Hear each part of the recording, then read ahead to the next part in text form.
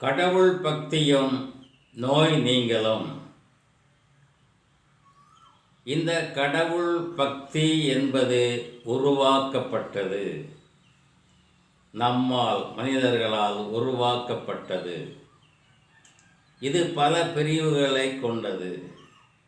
இதன் மூலம் எப்படி நோய் சுகமாகிறது? கடவுள் என்ற ஒரு மூல பொருளை, ஒரு சக்தியை நாம் இதற்கு சக்தி இருக்கிறது என்று நம்ப வைக்கிறோம்.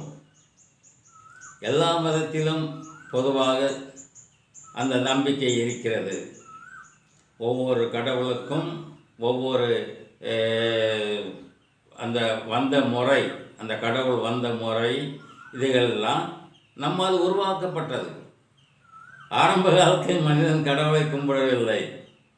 ஆரம்ப காலத்தில் இருந்தால் அதற்கு பிறகு மழை, பாம்பு இதுகளெல்லாம் நினைத்து நமக்கு எது பயமாக இருந்ததோ அதெல்லாம் கடவுளாக நினைச்சிருக்கோம். நமக்கு எது ரொம்ப உதவியாக இருந்ததோ அதெல்லாம் கடவுளாக நினைச்சிருக்காங்க.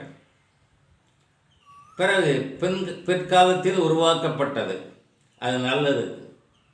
ஏனென்றால் ஆழ்மனதில் நாம் அந்த சக்தி, அதாவது ஆழ்மன சிக்கலை நீக்கும் பொழுது இப்படி ஒரு நம்பிக்கை தேவைப்படுகிறது.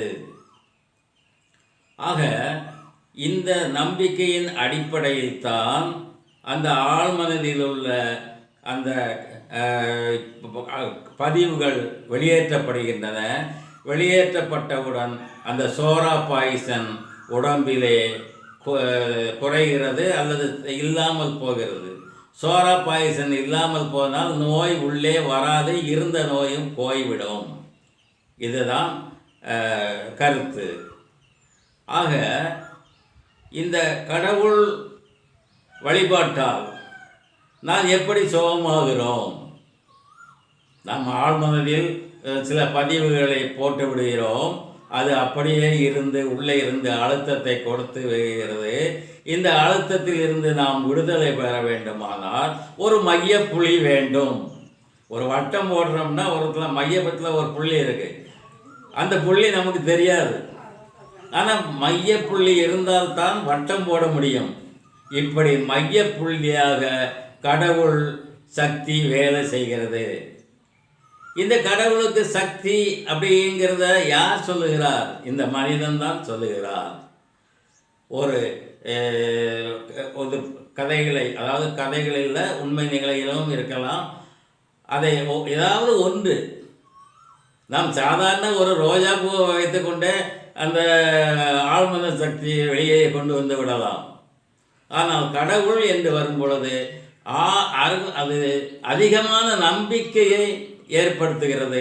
அந்த நம்பிக்கையை ஏற்படுத்துவதன் மூலமாக இதை வெளியே கொண்டு வந்து விடலாம்.